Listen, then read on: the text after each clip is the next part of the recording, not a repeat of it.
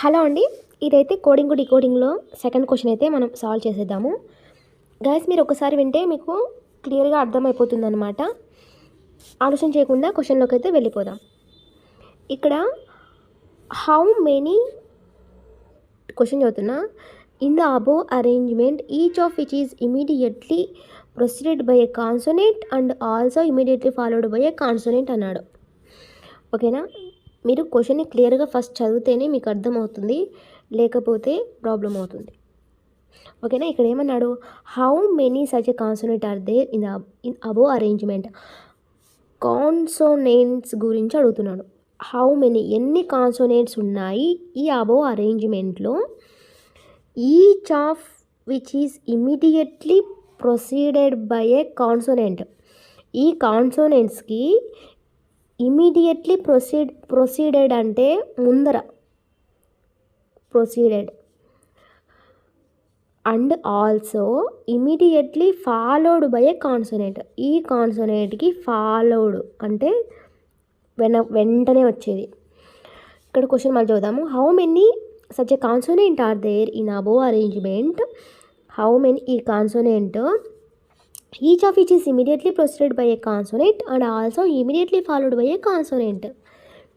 ఓకేనా? కాన్సోనెంట్కి immediately proceeded by a consonant, also immediately followed by a consonant అని అన్నాడు. ఓకేనా? అర్థమైందా? మీరు క్వశ్చన్ ఒక్కసారి క్లియర్గా చదివితే మీకు ఒక ఐడియా అనేది వచ్చేస్తుంది అనమాట. ఇప్పుడు మనం చూద్దాము. ఇది క్వశ్చన్ కదండి. ఈ క్వశ్చన్లో ఫస్ట్ కాన్సోనెంట్ చూద్దాము. మనకేం కావాలి ఆన్సరు? కాన్సోనెంట్, ప్రొసీడెడ్ కూడా కాన్సోనెంట్, ఫాలోడ్ కూడా కాన్సోనెంట్. అన్ని కాన్సోనెంట్ లైన్గా రావాలి. అది ఎక్కడున్నాయి, ఎన్ని ఉన్నాయి మనం గమనిద్దాం. చూడండి, 5, 4, B, U, M, no, AE, IOU ఇవేంటి? ఓవెల్స్. వాడు ఓవెల్స్ అడగలేదు, ఓన్లీ కాన్సోనెంట్స్ మాత్రమే. అంటే ఏఈ ఐఓఈని మినహాయించి మిగిలినవి కాన్సోనెంట్స్. ఓకేనా? ఇప్పుడు మనం క్వశ్చన్ చూస్తే చూడండి, లైన్గా ఉండాలి ఇవి కాన్సోనెంట్స్.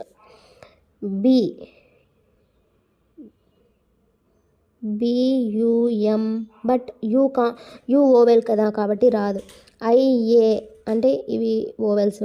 నెక్స్ట్ ఇవన్నీ సింబల్స్. ఇది కాన్సోనెంట్ అయి ఉండొచ్చు కానీ ఫాలోడ్ ప్రొసీడెడ్ లేదు. తర్వాత ఇది చూడండి, R consonant, Q consonant, but proceeded కూడా కాన్సోనెంట్ అన్నాడు.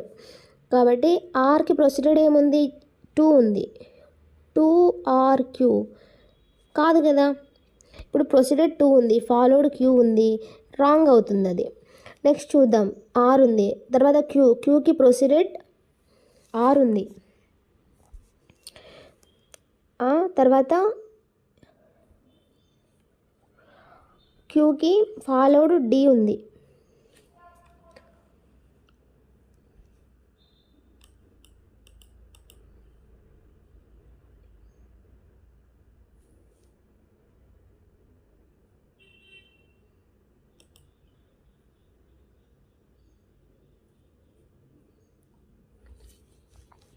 అప్పుడు RQD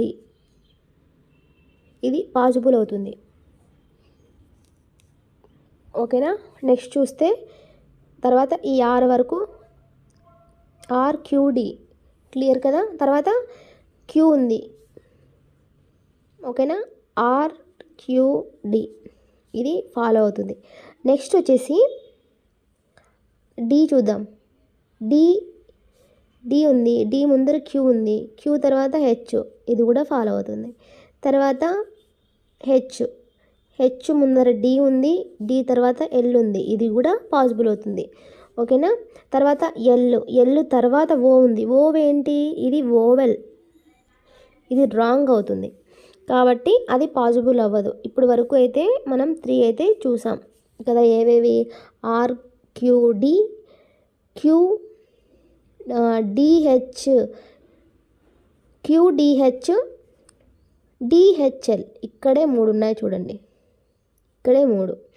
తర్వాత ముందుకు వెళ్తే ఇదేమో సింబల్ పీ ఉంది, ముందర వెనకాల సింబల్స్ ఉన్నాయి, తర్వాత 1, తర్వాత ఇక్కడ 3 ఉన్నాయి.